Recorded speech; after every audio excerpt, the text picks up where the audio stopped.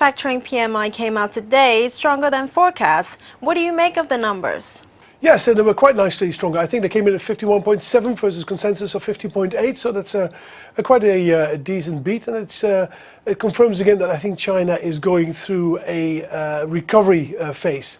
What we've probably seen, if you look at some of the other indicators, electricity consumption, some of the other data which comes out from companies, is that after the initial stimulus effect which came in the second half of last year, that some of that is starting to wear maybe a little bit out. So we've had a little bit of soft patch of data coming through over the last 2 months or so, but this PMI confirms that that recovery, which our economists at least are talking about, is firm still on track. So I think this latest set of data we had, which looked a bit soft, is really a temporary set of soft data, and then we're going to see better numbers coming through as we go deeper into 2013.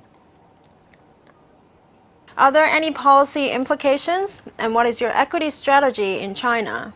I think there's a couple of things going on the equity side which are important. The macro side, this PMI data confirms again that it looks pretty good. What I think is even maybe more important is that we're in the middle of the Chinese reporting season, or the Asian reporting season. It finishes by the end of next week. I think about 30 or 40% of all the Chinese companies have reported, so a lot of it still has to come.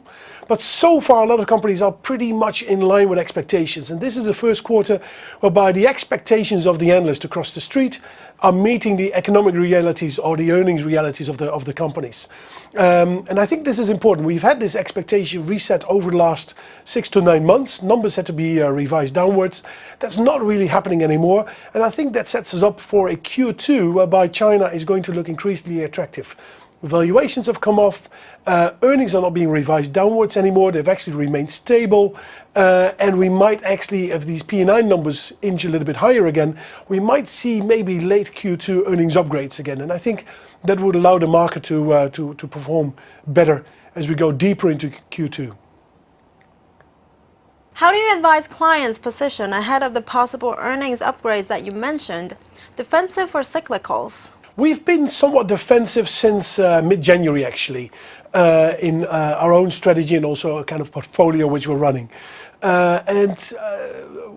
I think we still believe that markets are in a holding pattern, but the risk to being defensive is, I think, rising. So as we go over Easter into April and May, we need to reconsider a little bit again how defensive you really want to be. For the moment, I think it's good to remain somewhat defensive and expect that these markets will continue to perform in this kind of holding pattern. I don't see any catalyst for them to really perform strongly anytime soon, unless, of course, some of these results are really going to surprise next week, but I don't think that's going to be the case.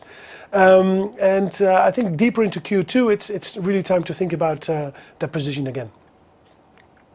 We have the Fed statement and the Cyprus crisis happening outside of Asia.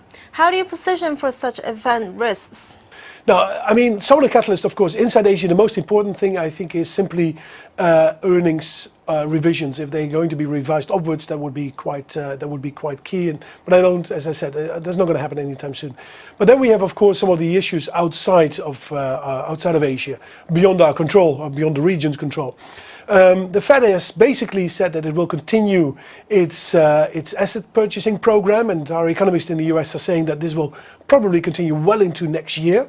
So I think that's going to be on hold, or basically that it will continue. And of course then there is Cyprus as well, which at the moment is a situation which is very difficult to judge from where I sit. It just added a little bit of risk to the Asian market. There is no direct impact on banks or anything like that for the moment. It's really a sentiment issue, and I think if it means, for an example, in Asia that equity valuations are coming off, that actually would create a bit of a buying opportunity.